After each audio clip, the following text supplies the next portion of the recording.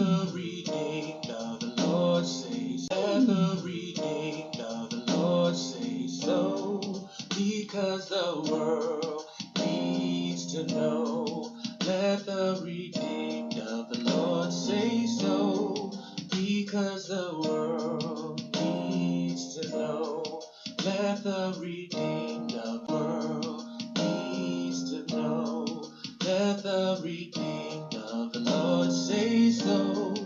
Because the world needs to know. Greetings and welcome to Say So, where we talk about it, whatever it is, because what you. So let's get to the root. Thank you for tuning in. I'm your host, Letitia R. Stuckey. And on today's Say So, I have a special guest here with me that's going to share her personal testimony and story of survival. And her name is Miss Knakia Cole. Knakia and I met about a year or more ago. We both got our life coaching certification with Pastor Renwick Williams with Triune, where they create success strategies. And she also attended the recent Indie Author Publishing of this year. And because we've shared some time together, especially with the life coaching, we have had some time to talk, and she has an awesome testimony that I would like for her to share with you guys. She's also prepared something to read to you guys, a little poetic flow, and I would like for her to share that with you guys. So, good afternoon, Knakia. How are you? I'm well. Good. Well, thank you so much for coming down and for being a part and for agreeing to be on Say So. I'm excited about being a part and for agreeing to be on Say So. I'm excited about today's broadcast. So if you would like to go ahead and show us what you got, so to speak. Now, this is not my norm, but this short piece is called Get Naked. Get naked. Take off all those layers of supposed to be. Take off all those garments of could be, should be, and would be. If what? If I could mask my past and emotions as if I'm unbothered, pretend to be perfect as I waddle in my past and hinder my tomorrow? No, I will no longer wear those. I can now look in the mirror and see me instead of asking, who is she? Excellent. Wow. That's powerful. Okay. Now, while you were reading, some things kind of popped out to me. When you said mask my past, that to me speaks volumes, because I actually wrote a poem entitled The Mask, and with my own testimony as it pertains to low self-esteem. But for you, what does it mean to mask your past? Masking, I would say, Mask your past. Masking, I would say, just not being in tune with your true emotions about something that has happened. Not really sitting back and saying, how did this really make me feel? Mm-hmm. How did this affect me? In tune with self, really getting naked and getting down to the roots of processing what has happened. Okay. So, as it pertains to dealing with how something that transpired made you feel and your emotions and processing that, think about dealing with things and processing. Sometimes we mask things unknowingly. Okay. And I was 14 years old, grew up in the city of Detroit, born and raised, basically. And I was walking home. I got off the bus stop and I was walking home, and it was a stranger back. I'm telling my age because he was standing at the payphone. We don't have those anymore, right? This is true. And he approached me with a gun. He put a gun up to my neck and walked me between a building and I guess the street. We have alleys up there, so it was an alley between the main street and our street, and put me in his car and he kidnapped and raped me. Railroad track at the end. And I always thought they would find somebody dead in these, because you had the tracks, you had the cars, the train cars, and all that stuff. And that's the only thing that kept running through my mind. And I was trying to be aware of my surroundings, looking through the pillowcase that he had put over my head. Of course, he still had the gun up to my neck, going through my purse. I was young, so I only had a school ID. And he finally let me out. And when he let me out the car, he told me, "Don't run, don't look back, or I'm going to shoot you." And when I got out the car, I was discombobulated. I didn't really know where I was. So he let me out the second block from the main street. So I lived like a block away from where he let me out. So by me not being able to turn or look back, which would have been in the direction of my home, I just started walking forward once I realized where I was. And I walked to a neighbor's house, and they called the police and everything. And when they then took me down to my best friend's house with her dad. My mom was at work, and this was broad daylight. I mean, it was light. I had on a jogging suit. I wasn't dressed provocative.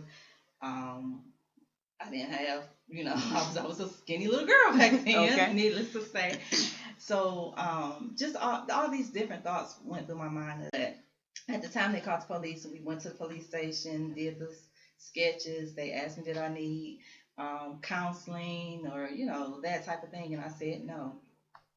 Well, I couldn't relate the stereotypical what you see happen, the emotions that you saw on TV tied to someone being raped.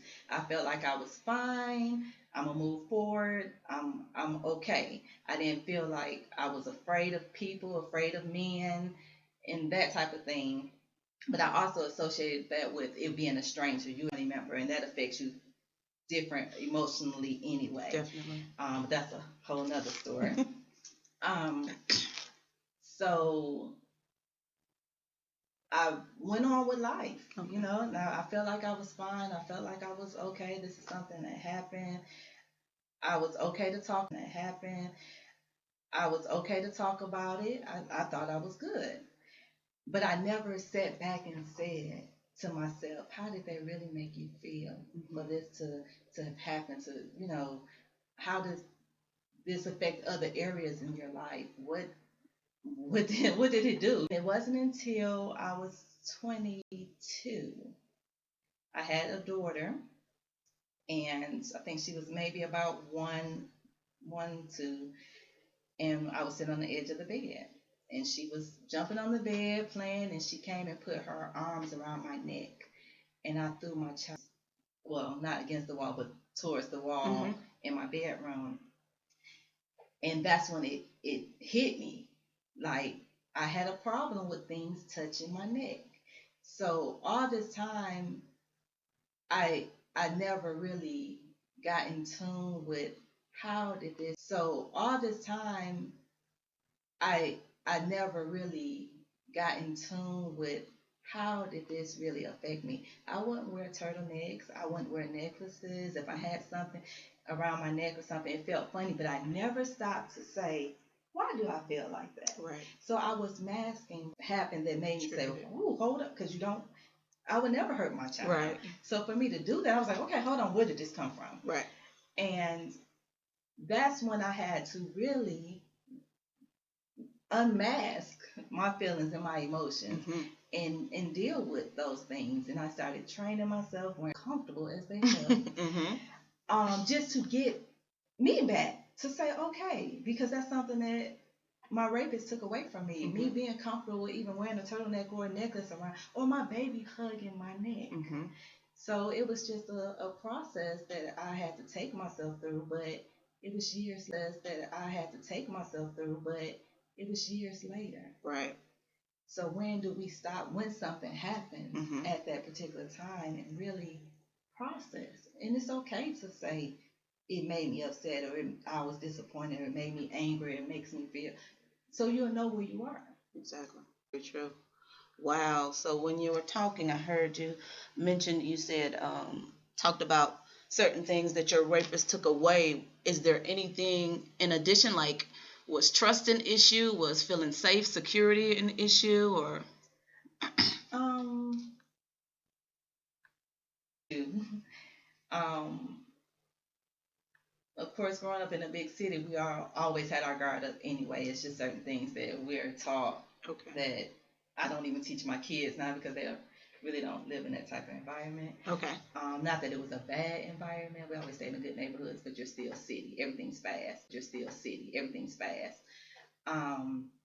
So just being aware, because he did have my address was on something that was in my purse, and my family members, they would sit outside my house and just like take turns just watching. Even recently with them doing the even recently with them doing the newscast and talking about the rape kits. Mm-hmm. Well, I'm sure mine is one of the million that's sitting up in Detroit Mm-hmm. that has not been processed. Gotcha. So, Wow. but and just with I always look at it as it wasn't for me. Mm-hmm. And I have helped many people talking about it. Yes.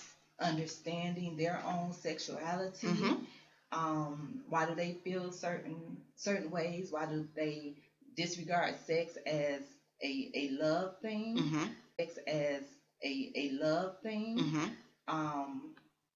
Or don't have a worth for their body or value for themselves, that type of thing. Just if I wouldn't have went through it, I wouldn't have been able to help. This is true. So, I agree. Wow. And even with the life coaching, like in our talk about, and we've been taught not to and conditioned not to talk about things as it pertains to rape, as it pertains to healing, as it pertains to how it made you feel, the aftermath. We're supposed to put on this mask and pretend like everything is okay. Dust yourself off, get up, and keep it moving. And that's actually what we're keep it moving. And that's actually what we're taught a lot of the time. So I definitely kudos to your family for stepping in, for helping to make you feel secure. What was the first reaction or response once you tell mom something like this? And just of course when she finally got to the house, the police officer were already there, so she was just basically comforting and what do we need to do next? What's getting all the details and that type of thing. Okay, so that's good support. Definitely good to have that sort of support, because and even when you like what you had on, that it wasn't anything provocative, like as it pertains to some of the minds of the people in society, they pretty much want to look at the victim. What did you do wrong? What could you have done different, and so on and so forth. But as it pertains to rape, it's power and control. It has nothing to do with any of that. It's just somebody wanting to take control and you control and usually psychologically in some area of their lives they feel out of control or whatever, and they take it out on other people, which doesn't make it right at all. Right. But if there is a listener or somebody, let's say if there's a 14-year-old girl that has experienced rape, and it may not have been it may not have been kidnapping or anything, but she's experienced rape, she's got her mask on, and I'm okay, I don't need anything. Is there anything that you feel like that you could tell her, or any advice that you would give to her? I would say to really get in tune with self, because we say automatically we're okay. Yes, we do. And just like with my own personal experience, I didn't know that I wasn't okay until several years later. Right. So just it's okay several years later. Right. So just it's okay not to be okay sometimes. Exactly. It's okay. Right. And to express that, of course, with someone that you can trust, or even just being honest with yourself. And working to get past that. Don't let it hinder you and have you in a stagnant place with your life, where it hinders your relationships and different things. Definitely. That's very good advice. And I know that one of the things that was helpful for me, and I found therapeutic, was writing, because I was an introvert and I didn't talk. So when things would happen, tell anybody, and there was not counseling or anything offered, so it was kind of taboo in my family. Like, even now, I don't think there's a lot of people that go to counseling and seek those types of services. So yeah, I just think it's definitely something we should shed a light on. I think that there are so many other young women, and not just have been raped, and may have this idea that they have to wear this mask because your masculinity is at stake, or things like that. So I think that's definitely very important. And counseling is a great tool as well. Even though they say it's taboo, and you feel like you're just going talking to a person, Things like that. So I think that's definitely very important. And counseling is a great tool as well. Even though they say it's taboo, and you feel like you're just going talking to a person, but they actually have been trained to give you different techniques to help you move past, to teach you different things that will kind of help. This is true. So they're really trained to kind of help guide you. This is true. I know personally, just going to counseling, they really do, because they're outside looking in, but they can look from a holistic perspective, like how this has touched you or affected you spiritually, emotionally, in your relation, or whatever different situations. So I've experienced that, where I'm like, I did not think of it that way. Right. And even when you talked about it not being for you, and it being for the people who you are helping and will help with your life coaching and everything, I really think that's a beautiful way to look at it, and that's a beautiful gift to be able to give, because so many there are not. So I think that is awesome. Another thing that stuck out to me when you were reading your poetic flowetry was you said look in the mirror. So can you give us a contrast from how the 14-year-old Knakia, when she looked in the mirror, what she would have saw, versus Knakia today?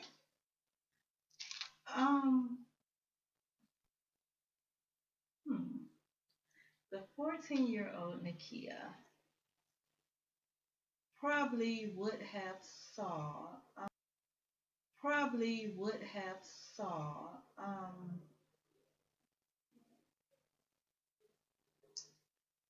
that, or should I say, had the question of why me? Mm-hmm. Why did this happen to me? Okay. And I even asked that, why I was being attacked and raped. Mm-hmm. I asked, I'm like, I know people that are young that are just out here having sex. Mm-hmm. Why would you do this to me? Mm-hmm. I'm really talking to him. Mm-hmm. And asking these questions. Like, right. I knew little fast girls in the neighborhood that, right. like, and you really just did all this to me, and right. people are out there giving it away for free. Exactly. That 14-year-old would have been, why me? Right. And me now is, why not me? Exactly. Wow. That's an awesome turn of events. Wow. Excellent. So with your life coaching, like, how do you see that playing a role? You see that playing a role in continuing with the purpose and with helping people and all of that? Why did you feel it necessary to pursue a life coaching certification? In the life coaching certification, it really gave you the nuts and certification. It really gave you the nuts and bolts of putting things together. I talk to people all the time. I guess I'm the natural encourager. But to be able to put some structure with it, and it really helped me to, from their point of view, what it is that they went through and how did it affect them, not how it would affect me. Exactly. And being able to pull that person into that, seeing into the present and pulling them from the past. Gotcha. Present and pulling them from the past. Gotcha. That's definitely important, because you can, if you're not careful, get stuck in your past, and that be your identity, that be how you see yourself, that be how you treat yourself, and what you pull or draw to yourself. So it's definitely important them into the now. and let them know that they have a future. And it's not, everything is not in the past. But sometimes you do have to go to the past to get to the root of things, but you're not going to stay there. You're not going to pitch a tent there. Right, exactly. So that's definitely awesome. I remember, what did he say? Rick Williams, he said, never bring your map into like your session or your coaching session, your map being your values, your attitude, and your judgments, because that doesn't work for that person. They're completely different. So that's definitely a good thing. And know that your past does not equate your future. Definitely. Also, as it pertains to like your life coaching, I had the privilege of being coached by you. Our last day in class, January 13th, 2017. And you like, it's natural. I can tell that it comes natural for you, because you were asking me questions and I was like, that's a good question. I never thought of that. And I was able to take away, like, you helped me to gather the details and to dig and see why I kept on going in the same unhealthy cycles and circles in my relationships, because that was what I wanted to work on at that time. In circles in my relationships, because that was what I wanted to work on at that time. So I definitely would recommend you to anybody that is interested in taking a look at the past, but also getting to the future and focusing on the present, functioning well there. Let's see. So that was an awesome experience. You also have a sense of compassion. Like, I can remember, it was almost a year ago, over a year, but I can remember you like leaned in and you were like asking questions. You were compassionate. I think at one point I needed some tissues or something, and you gave me a very vivid memory. So, I mean, your skill set, you were competent, you were asking questions, you were confident. It just seemed so natural. It was almost like everybody else in the room disappeared and it was just us. So that was awesome. Oh, what else? So what are you doing? What is going on with Knakia currently? Any new endeavors? I am currently getting back into real estate. Okay. I just hung my license with Keller Williams Elite in Winston. Congratulations. And I am excited about that. Also connecting people with their futures. Yes, this is true. Okay. And as it pertains to the indie author publishing workshop, was there anything that you took away from that? Do you have future goals of maybe becoming published or self-published? Or I took away a whole lot. One of the things that I took away was just right. Okay. Yes, just right. Yes. But it did inspire me to go home. One of the things was I have a tendency of wanting everything to be in order. Mm-hmm. And I learned at the workshop that everything doesn't have to be in the way that you That's think true. it should be. Sequential order, right? So what I did was I went home and I wrote my chapters. Okay. So I have all the titles of my chapters. Excellent. And I started. Of course, I have some work to do. Okay. But of course, I have some work to do. Okay. But I went in that order, and I think that is more of a guide for me. Definitely. Because the way that the chapters are, y'all are just, oh my God, it's gonna be good. Like I can't wait. Yes. But yeah, it really inspired me. I mean, it was the different ways. It was awesome. Yay. The workshop was very, very good. I recommend that to anybody that's just wanting to figure out how to. Exactly. So, okay, don't tell me too much, because I know this your baby. Your baby's still developing and everything, incubating. But how many chapters so far do you have? Okay. Oh, deliverance. All right. Finality. The number 9 is good. Mm-hmm. That's good. Okay. Let me see. And one thing that happened for me, once I got my chapters, that's your outline. So you still got that organizational flow going, and it's so therapeutic. Just take time to focus and be in that moment and write and pour out, and wow. So that process is going well, and it's gonna be really, really good, I believe. I'm excited because you did share a little bit about your vision of writing the book last year. So wow, is you're taking steps. So I can't wait to have you back on once the book is published and tell us all about the process and all of that good stuff, how we can order and all of that good stuff. So I'm excited The about good, that. bad, and the ugly. Exactly. Y'all look at it all. Okay. And that's what we need.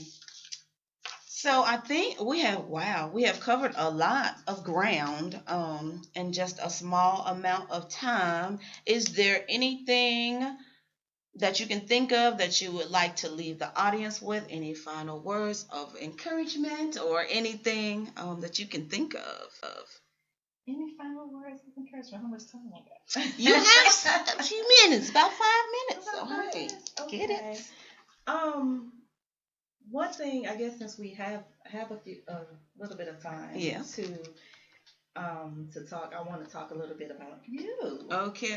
Well, thank I want to talk a little bit about you. Okay. Well, thank you. And how your book really inspired me, and the whole Get Naked movement that you guys will hear about later. Okay. But I just encourage people to really get naked, to get yourself, to really get in tune with your emotions, get to know who you are. Right. It's so important. We get caught up in our work, we get caught up in our families, we get caught up in just everyday hustle and bustle of life, and we don't take that moment to figure out, what's your favorite color. Mm-hmm. And I'm so caught up, and I buy his favorite cookies and her favorite toys, and when it comes to me, I forget what that is. Mm-hmm. So it's so important to just continue to be in tune with who you are, and continue to love yourself. This is true. And know that so it's so important to just continue to be in tune with who you are, and continue to love yourself. This is true. And know that the past does not equate the future. Even with your relationships, how things in your past have affected you, so you can move forward. And just looking at things and being to be hurt. It's okay to be disappointed, but once you know that that's how you feel, how do you move past it? Exactly. Wow. Awesome.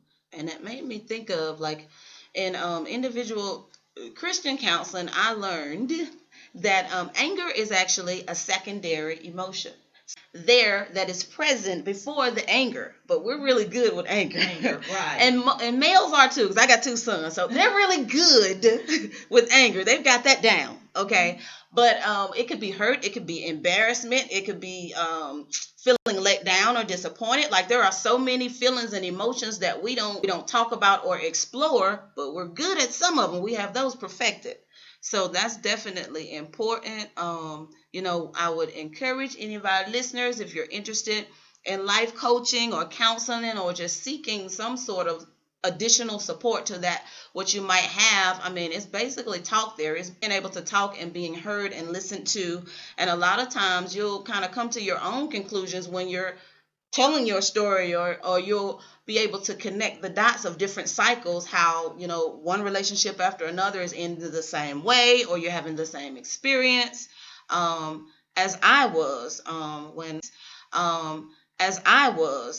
when you coached me. So definitely think about past experiences, but also be willing to stand in your present and walk towards your future. I think that's gonna, let me see if there's anything else. Immediate need, there's a suicide hotline, there's a domestic violence hotline, there's rape hotlines. There's so many 1-800 numbers and things that you can just call to get it off your chest, get it up and get it out. And like Knakia said, take off the mask, because even the movie The Mask with Jim Carrey, if you leave it on long enough, you're not gonna know where you start and where it ends. You're gonna lose yourself. Right. So definitely do what it is that you have to do and what you need to do to be the best you that you can be.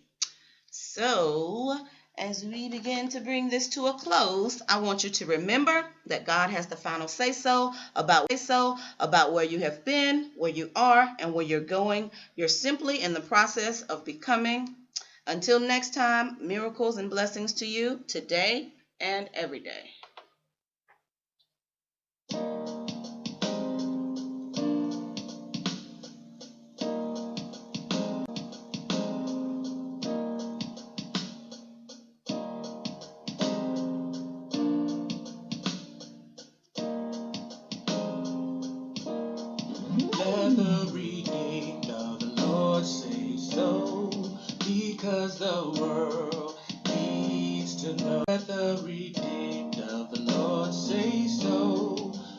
because the world needs to know.